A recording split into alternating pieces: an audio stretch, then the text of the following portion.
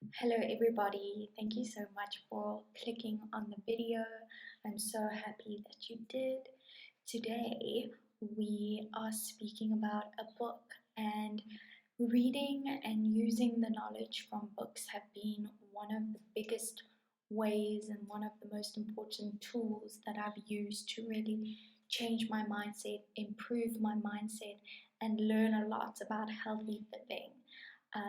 Extremely successful people and extremely wise people that have put a lot of effort and research into creating books, or many books, right there for us to use. There's so many words of wisdom and hacks and tricks that are there to be implemented to make your life a success. And I realize that not everybody has the time to maybe sit and read a book, or sit and read many books, or even listen to one. So I want to make some videos just giving like a summary of a book and some of the things that I found most helpful, and maybe this will be an easier way for people to kind of sit with the ideas of a book but to still implement and still get the use out of it as if you had read the book. So I've read quite a few, but if there's anyone that you would like me to read and speak about, please comment down below and I'll do just that.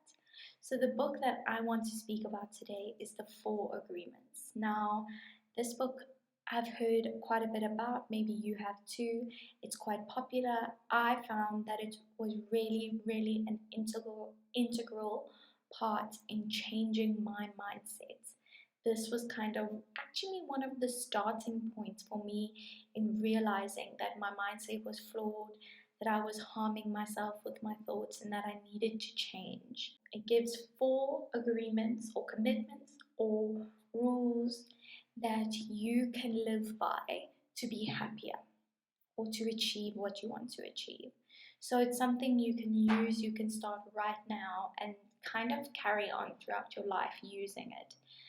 And the first one is to be impeccable with your word.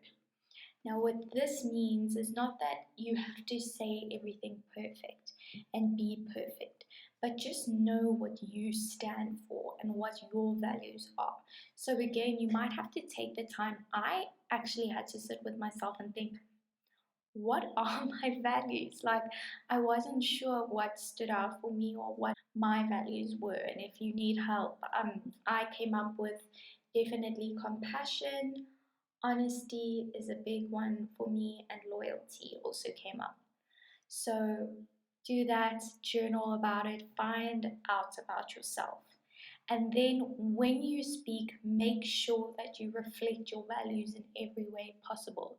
So, for example, if one of your values is to be accepting and non judgmental, you do not want to gossip about other people. Even if it's funny or lighthearted, there's so much power in your words and what you say, and you want to be impeccable with your word. You want to stay true to yourself, and you do that through how you speak. You do that through what you say. So, really being impeccable with your word, really realizing that there's a lot of power in what you say and taking responsibility for what you say without judgment. Okay, a lot about this book is not judging yourself. No, there's no room for self-judgment here. Okay, so just taking responsibility, realizing there's a lot of power in what you say, and sticking to what feels true to you and staying true to yourself at all times. So another way to think about this, maybe if you say you're going to do something, do it. Otherwise, don't say it. So for example, if you say you're going to go for a walk, or you're going to get this work done, do it.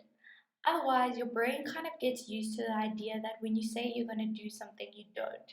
Therefore, when you make another goal, like I want to make X amount of money, or I want to be active this month, your brain already knows you don't stick to what you say, so therefore it's not going to get done. Whereas you could use it for you, and when you do everything you say, your brain knows when you've made this goal, I'm going to make X amount of money. This girl gets her stuff done will make this happen. And maybe even subconsciously, you do little things that just get you to your goal. And the second one is to never take anything personally.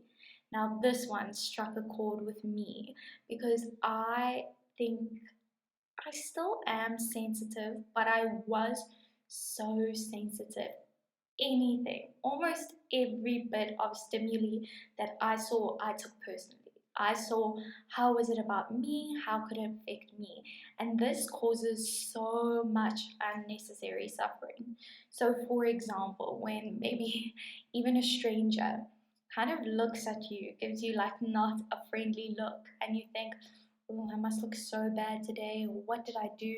Don't take it personally. Even when a loved one or not a loved one, somebody says something directly to you about you that you're not good enough or whatever, don't take it personally. Think about it this way. We all have our own worlds of experiences and memories and desires and fears. We all have our own worlds. No two perspectives are the same. You can't put two worlds into one. Trust your own perspective. You're impeccable with your word. You are trying your best. Don't take what anybody else says or even shows or doesn't say. Don't take it personally. It's not about you. A lot of what people do is about them and not you. So don't take it personally, and trust me, there's so much peace that comes from this. Then the third rule is to never assume anything. Again, this was a really bad habit that I often fell into. Was, if I could give you some real-time examples or real life examples, if somebody maybe wasn't replying to me, I think, what did I do that's making them ignore me, or are they angry with me? If somebody was maybe a bit down that day, I think, oh, there must have been something I did. Let me think back to what I could have done that made them angry with me. Again, you're taking that personally. You're taking their possibly bad mood personally, and don't assume. Don't assume how somebody thinks, feels. Don't assume anything. Really, it steals your happiness. It's a time waster. It steals your happiness. Do not assume anything. If you cannot let something go, try your hardest to let it go. But if you can't, have the courage to ask questions.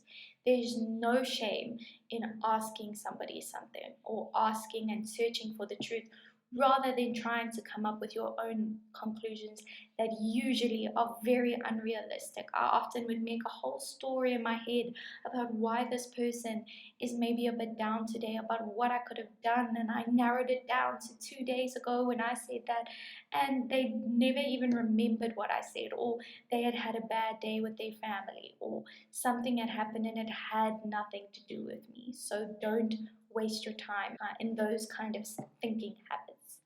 Then the fourth one, always try your best. So this one was a really good way to kind of end off the book and just to think about. So again, it's all about getting to know yourself. You know what you're capable of. Okay, you're not aiming for somebody else's best. You know what you're capable of, and use this in many aspects of your life. So maybe in your workout, you don't need to be an Olympic athlete or that person who's been training for years and years. If you're just getting started, you know what your best is. You know you can feel when you've worked really hard. So always do your best. Always give of your best, not somebody else's, and not any less. And be so proud of yourself and happy and at peace because you know that you've done your best, and that's all you can give. Also with work, I know I would maybe set a goal for the day, say I'll do this, and I'll get there and think, let me just do a bit more. Let me just go a bit more, and you overexert yourself. So if you set yourself a goal and you really try your best, be happy with that. Do your best and don't go over and don't go under. Always give of your best in everything that you do. Spending time with your family, give all of yourself to that moment. Even maybe cleaning or doing a little task that might be low on the meaningful scale to you, give of your best. Always do your best. Or make little successes where you maybe hadn't before. So just be happy with what's your best and what that means to you. So those are the 4 agreements. I found that they were really, really helpful for me. It really made me sit and think about what my values are, what my best is, and really letting go of self-judgment. That was a big thing. Taking responsibility for your actions, but not judging yourself, and letting go of these negative habits that are kind of addictive, but really steal your happiness and energy. I still use them. I find myself getting back into old habits at times, maybe assuming something, maybe taking it personally, and I think, whoa, no, this is not good for me. I think of that stop sign. I spoke about it in my first video. If you want to have a look at that, it's a really helpful way to kind of stop negative thoughts or thinking patterns or spiraling. This book has been very, very helpful and such a huge part of my learning and growing process. It was really the start of it. So I really hope that you can take something out of this today and that this was helpful for you. If you enjoyed it, then definitely, and if you have the time, definitely read the book because it's so amazing. He's so wise, the author, so definitely read it if you have the time. But otherwise, don't forget that if there's any other book you'd like me to read and kind of summarize, please comment down below. And thank you so much for watching. Sending so much love and light.